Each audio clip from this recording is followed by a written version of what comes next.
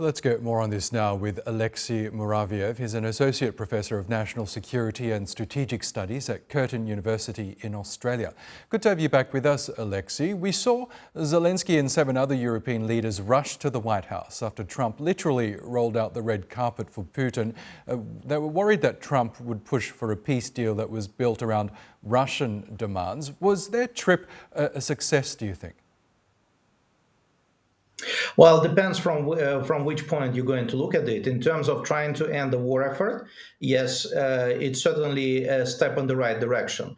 In terms of ensuring that Ukraine holds on to whatever it can, well, I don't think so, because right from the start of the trip, it's been a sequence of concessions from Zelensky and his government, starting that he was called in by Trump. I mean, Trump didn't use a very polite diplomatic language when he announced that Zelensky will be coming over to Washington during his meeting with Russia's President Vladimir Putin in Anchorage.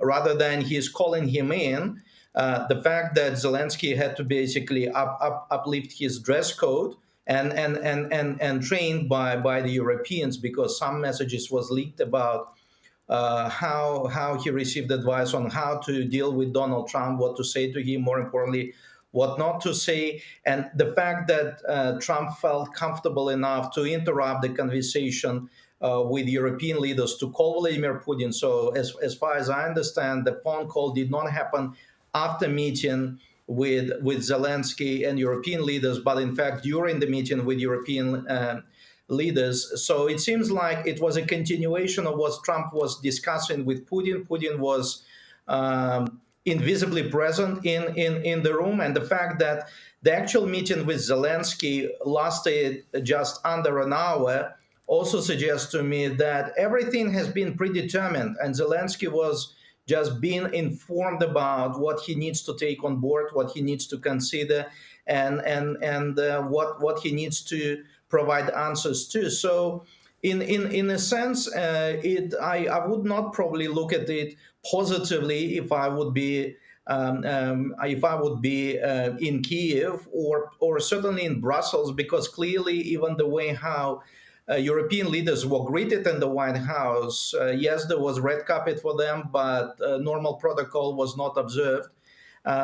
Suggests that they are also on the receiving end, that they were actually been given instructions, and that was also quite evident during the conversation that Trump had with them, especially with German Chancellor, which he effectively shut down in terms of what sort of terms and conditions will have to be observed or not observed before the Europeans and Zelensky would meet with Putin.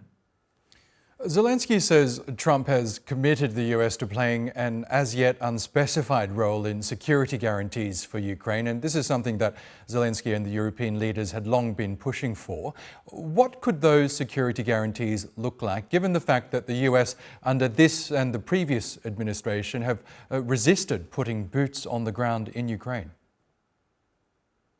Personally, I would doubt that these guarantees would extend to the U.S. presence in Ukraine, perhaps the presence of U.S. private security contractors, which was effectively negotiated as part of the so-called minerals deal. What is quite clear that Donald Trump does not oppose the continuous provision of armaments and munitions to Ukraine, subject that the Europeans will pay for them. So effectively gave it green light condition that money will be coming in or coming back to the US taxpayers. I think those guarantees could also include continuous intelligence and information sharing, which Europe cannot really substitute.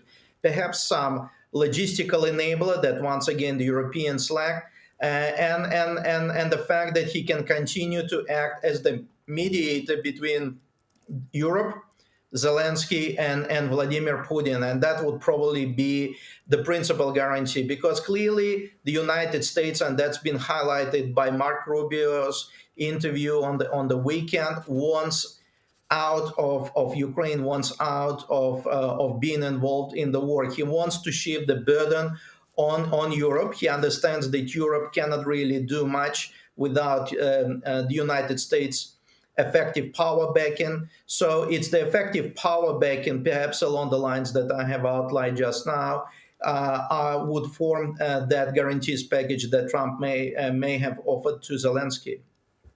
Okay, Alexey Muraviev, we'll leave it there for now. Thanks as always for joining us on the program.